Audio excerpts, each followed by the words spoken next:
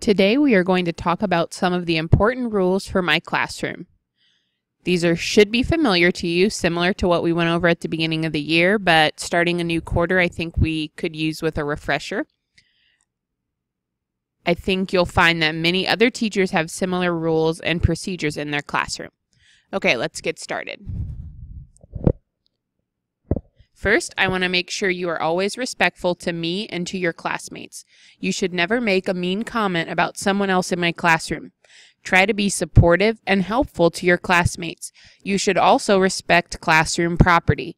If it doesn't belong to you, don't mess with it.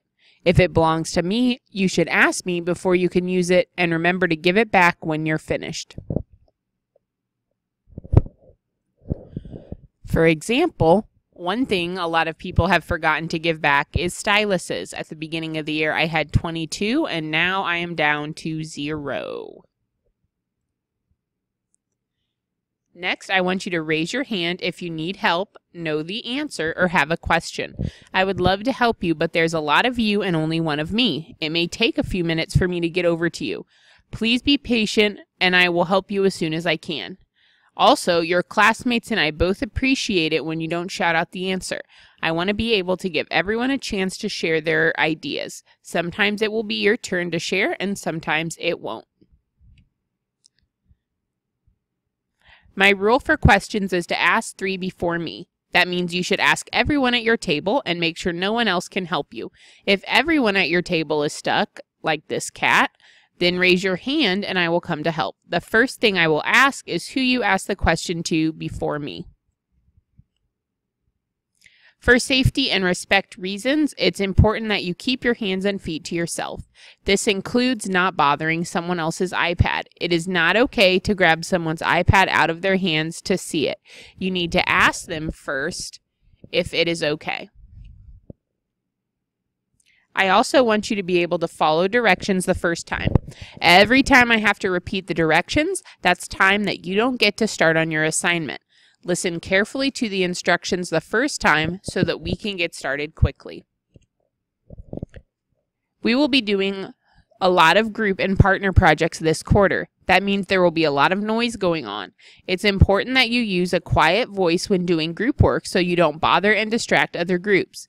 This is especially important when we're making videos because your voice could pick up on someone else's microphone and mess up their project. I think a lot of us experienced that when making our PSA videos and you played it back and you could barely hear yourself or you could hear other people interrupting.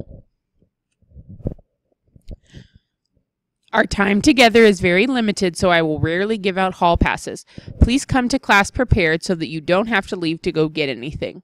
I understand you may sometimes need to go to the bathroom, but please wait until independent work time and don't ask as soon as you come in the door.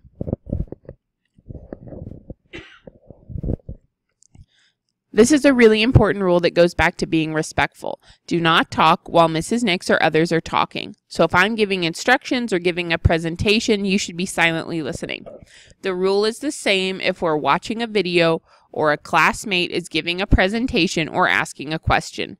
They might ask a question you need to know the answer to. When you come into the classroom, I expect you to do so quietly. When the bell rings, I expect you to be in your seat with your iPad out. You should be logging into KidBlog. We do the same thing every day, so you already know what to do. There should be no delay. Starting in November, your KidBlog will be graded once a month using a special rubric that is also used for the Kansas State assessment. So we'll talk a little bit more about that next week. Sometimes it will be okay to use headphones, and sometimes you'll even need to use them for your work.